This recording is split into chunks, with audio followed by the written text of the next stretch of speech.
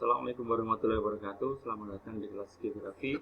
Pada kesempatan kali ini kita akan belajar tentang materi di bab 2, yaitu peta dan pemetaan. Oke, baik.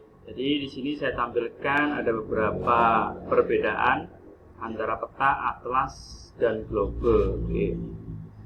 Peta itu merupakan gambaran bentuk muka bumi pada bidang datar, sedangkan atlas itu kumpulan dari peta. Kalau globe itu merupakan tiruan atau bola dunia. Nah, persyaratan peta yang pertama tidak boleh membingungkan, kemudian mudah dimengerti, memberikan gambaran yang sesungguhnya, indah, menarik, rapi, dan bersih.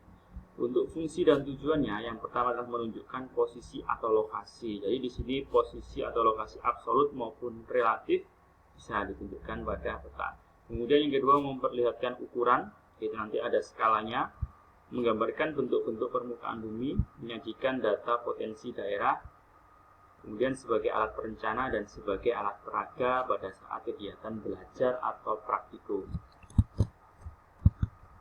Baik, yang pertama ini adalah peta. Jadi peta berdasarkan skalanya. Yang pertama ada namanya peta kadaster. Jadi peta kadaster itu adalah peta yang paling besar. Jadi peta dikatakan besar itu bukan dilihat dari seberapa banyaknya angka. Jadi nanti semakin kecil angkanya, maka akan semakin besar skalanya.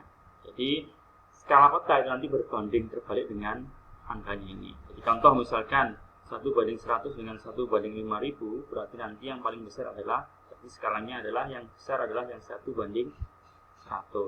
Nah, di sini yang pertama ada peta kadaster, yaitu peta yang paling besar. Contohnya adalah peta tanah bisa, atau peta desa seperti itu. Kemudian yang kedua ada yang namanya peta skala besar. Nah, jadi peta skala besar itu nanti skalanya antara 1:5000 sampai dengan 1:250.000. Nah, biasanya peta ini digunakan untuk menggambarkan daerah yang relatif sempit dibandingkan peta kadaster tadi. Contohnya adalah peta kelurahan atau mungkin peta kecamatan, itu bisa. Contohnya adalah peta skala besar. Kemudian yang ketiga ada yang namanya peta skala sedang. Jadi peta skala sedang itu nanti ukurannya lebih kecil daripada kadaster dan skala besar. Nah, semakin kecil maka angkanya semakin besar. Di sini adalah 1:250.000 sampai dengan 1:500.000. Nah, biasanya peta itu nanti digunakan untuk menggambarkan daerah yang relatif lebih sempit lagi. Nah, contohnya adalah peta kabupaten atau peta regional daerah Jawa Tengah atau Jawa Timur seperti itu. Jadi yang dimaksud semakin sempit itu bukan seberapa luasnya ini, tapi penampakan yang bisa kita lihat di peta itu nanti semakin kecil, itu dinamakan semakin sempit. Kalau daerah yang kita petakan nanti sedikit tetapi penampakannya lebih jelas, maka petanya itu semakin besar skalanya. Oke, nah ini adalah contoh dari peta skala sedang di daerah istimewa Yogyakarta. Kemudian yang keempat ada yang namanya peta skala kecil, ya.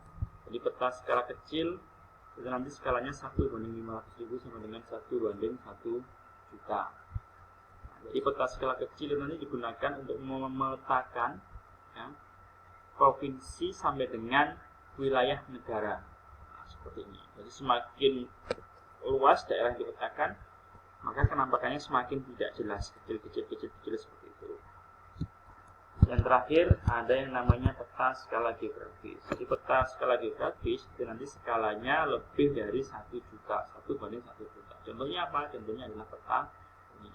Jadi kesimpulan dari skala peta ini, semakin besar angkanya maka peta itu dinamakan peta yang skalanya semakin kecil. Jadi dia berbanding terbalik, semakin besar angkanya maka petanya semakin kecil skalanya. Gitu.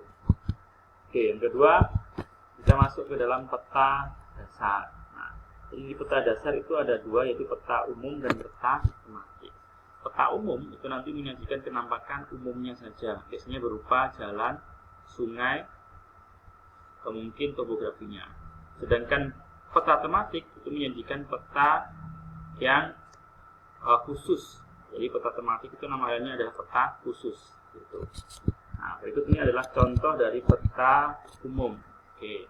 Jadi peta umum yang pertama ini adalah peta RBI, rupa bumi Indonesia. Kemudian yang kedua itu adalah peta topografi. Ya. Jadi kalau peta rupa bumi Indonesia mungkin teman-teman sudah tahu semua bahwasanya penampakannya seperti ini. Nah, mungkin untuk yang peta topografi belum begitu familiar. Nah, ini akan saya beri contohnya. Ini adalah contoh dari peta topografi. Kita perbesar.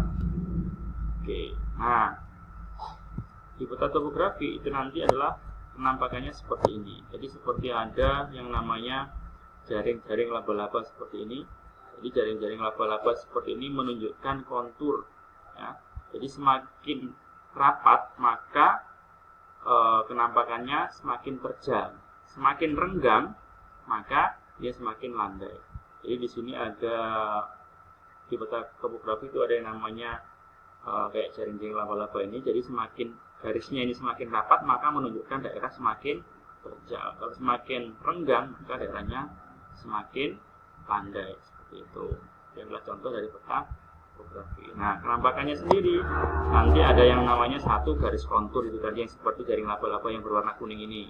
Ya. Kemudian ada yang namanya yang biru-biru ini adalah sungai. Ya, seperti itu. Kemudian yang hitam-hitam ini adalah batas administrasi. Jadi di peta umum penampakan yang muncul pada peta topografi nanti adalah garis konturnya seperti ini, yang kuning-kuning ini, ya, yang menunjukkan daerah yang nanti terjal atau landai. Kemudian yang biru ini sungai, kemudian yang hitam-hitam ini adalah batas administrasi seperti itu. Baik, kita lanjutkan di korbennya.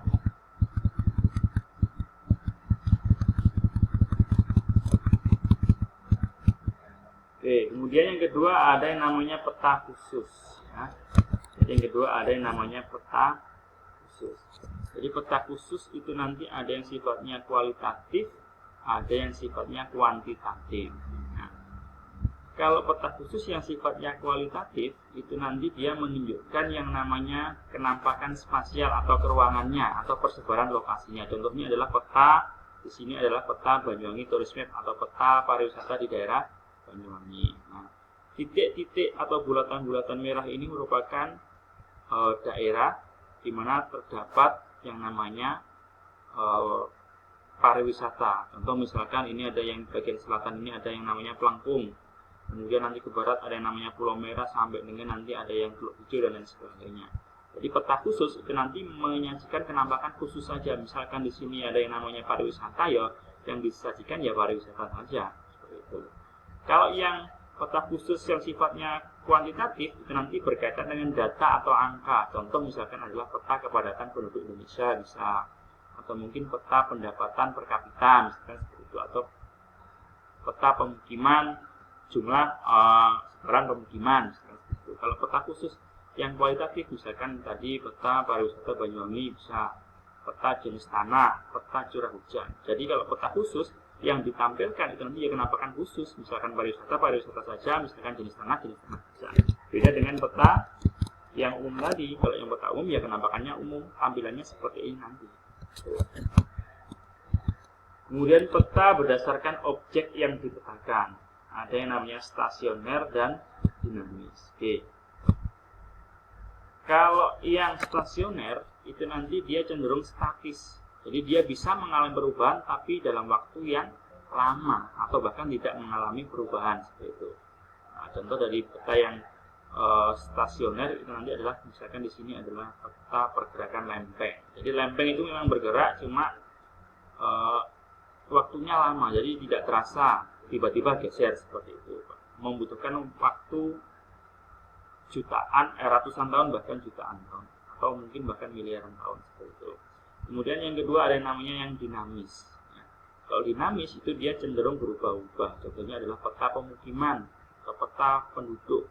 Jadi misalkan di sini dulu tidak ada pemukimannya, kemudian karena semakin bertambahnya penduduk, bertambah pula yang namanya pemukiman.